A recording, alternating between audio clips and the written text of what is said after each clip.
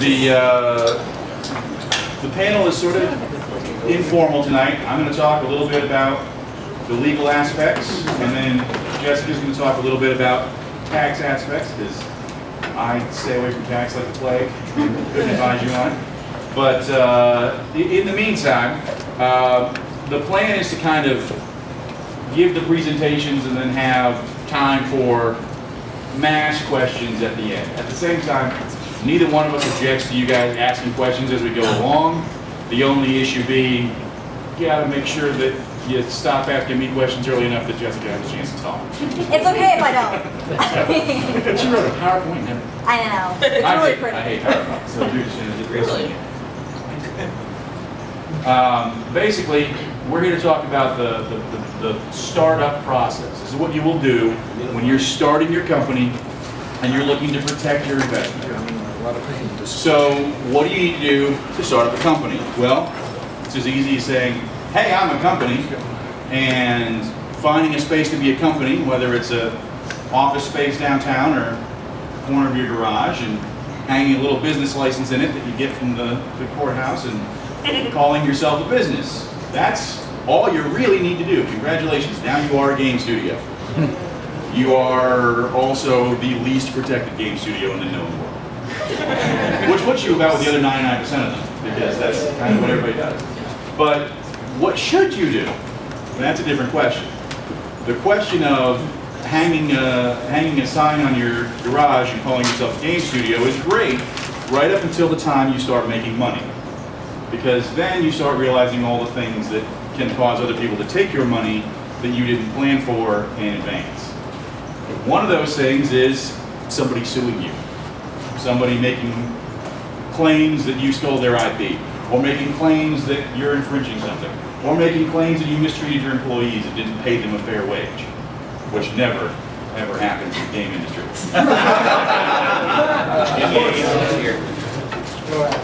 All of these things, when you hung a little 8x11 sheet of paper on your garage calling yourself My Game Studio, is going to be directed at you personally, and when someone wins a claim against you, they're going to be taking your personal assets. And that is a very, very bad thing. So how do we stop that? Incorporation. That's the first thing we're here to talk about tonight, is the idea of incorporation. When you're just starting out, it seems like an unnecessary hassle. It seems like an unnecessary expense. There's no real reason to do it. But you do it now so that when there's a reason for it, it's already there.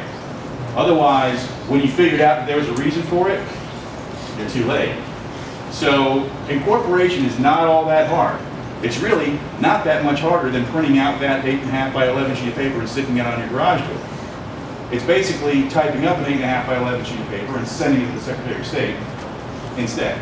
So incorporation gives you the level of protection called the corporate shield. There's something between you and the people making claims against you. When those employees say you didn't pay them, it's not you who didn't pay them, it's your company. When those claims of infringement came in, it's not you who infringed, it's your company. Now, not all of this is 100% bulletproof. There's still claims that can be made against you individually in circumstances, and there's always ways that people can name you individually, but in the meantime, you want to have that corporation in the way, because your basic contract claims, your basic liability claims, all those are things that your corporation is going to be liable for and not you. Because the law considers a corporation a separate person.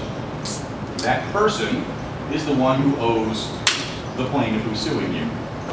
And when I go to bring a lawsuit on behalf of that plaintiff, I have to sue that corporate person. And when I get a judgment against them, I can only take that corporate person's assets, which is often very little. But I can't get to your personal assets and start taking things out of your house and giving them to my plaintiff. So it's a lot better place to be. Incorporation, now that we know why we need to do it, let's talk about how we do it. The first thing you need to do is decide what type of corporate entity you want to be. The answer to that depends entirely on things she's going to talk to you about later. Because it all comes down to how do you want to be taxed, how do you want to pay taxes, how do you want to sell shares, do you want to be a public entity or a non-public entity, etc. But there are basically a few general categories of corporations. There's what we call the C Corp. That's a traditional incorporation corporate entity. And the C Corp is the one you would want to be if you wanted to sell shares and go public and do all that kind of stuff. But generally, it's a big pain in the butt because there's a bunch of reporting requirements. Even if the company is you, yourself, and only you, you've got to sit down and have a meeting with yourself once a year and take votes with yourself and keep records of who voted for what, and the secretary has got to write down what the treasurer said, even though all these people are you and you're just sitting in your garage. And if you don't do it once a year, then the corporation is going to go away and the judge is going to say a corporate shield doesn't exist. So generally, I don't advise people to go into one of those unless there's a very good reason. So what do we go into? There's something called a closely held corporation. That's an S Corp. An S Corp is good if you're going to go into it with some family members, a couple of good friends. You're going to have a small number of people involved in the corporation, or you're going to be a sole member corporation. You don't want to handle all the taxation requirements, but you still, or the record-keeping requirements, but you still want some of the tax issues of a corporation. You still want to have some of the benefits of a corporation. But the one we generally advise people to go into for the purposes of a general, basic business entity, the easiest one to work with is the limited liability company. It's not really a corporation, but it does give you many of the same benefits. It gives you the similar corporate shield. It's a separate corporate entity. It can give you the same protections that a corporation does without giving you all the same requirements and hurdles and reporting issues and meetings and books and records and all that. So the limited liability company is what we generally steer people towards. All of this is the incredibly slight overview. So don't take everything I'm saying here tonight and think that I've given you corporations 101 and you know everything there is to know, because there's a lot more to it than this. But I'm trying to give you guys the considerations you ought to be making and the things you ought to be researching when you go home. These are the words that you want to type into Google and figure out what it was I was talking about. So an LLC is a member company. You can have as many or as few members of the company as you want. You know, a single person LLC, you can have a 30-person LLC. Right? Where's the 25? Where's the cutoff? I'm sorry? I was asking what the cutoff for LLC is. It's 25. Anyway, there's a cutoff, but it's huge. You'd never get there. Google. So the process of registering your LLC, or in fact your S Corp, your C Corp, any of those, is you go to the Secretary of State website, Georgia Secretary of State, and you look to register your corporation. You do it all online. It's pretty straightforward, it's pretty easy. You don't really need any legal help to do it, other than maybe some help deciding what entity is right for you. It's something we do for people, and we do help people do it all the time, but you don't need it. It's not something that you are required to pay an attorney for. You look at the form, it's fill in the blanks, it's not that hard. We figured out how to do it, so you fill in that form, you pay your fee, now you're a corporation. You've got all the proper documents on file, you've got all the proper records with the Secretary of State, you've named a registered agent.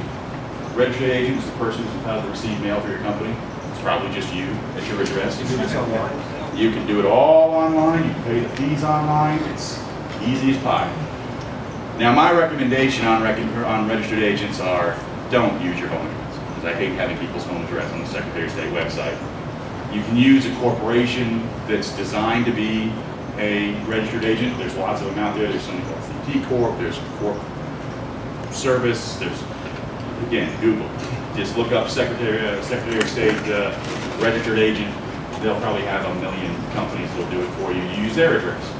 Or you go and get, you know, one of the office suites at Regis or some other place where you have an address that you can receive mail and have service, but not your home address. Or you name someone like me to be your registered agent. But worst case scenario, you put your home address on there and you name yourself.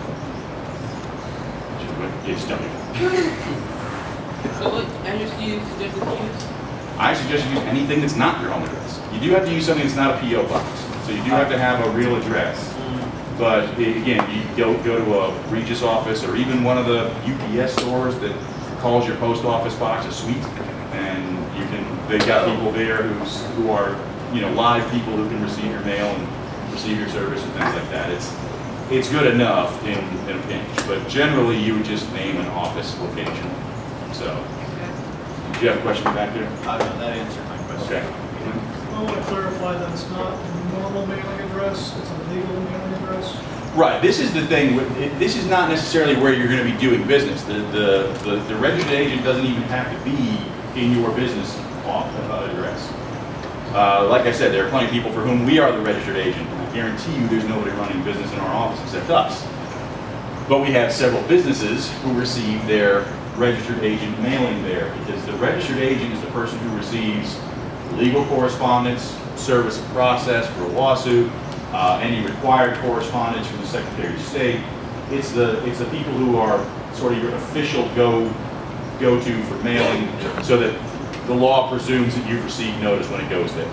Your regular mail still goes to your regular address, and you get your bills at your office, and if your office is your garage, is where you get your bills. But your registered agent shouldn't be there because of the fact that it's sitting in public record on the Secretary of State. So would we have to notify or make that address?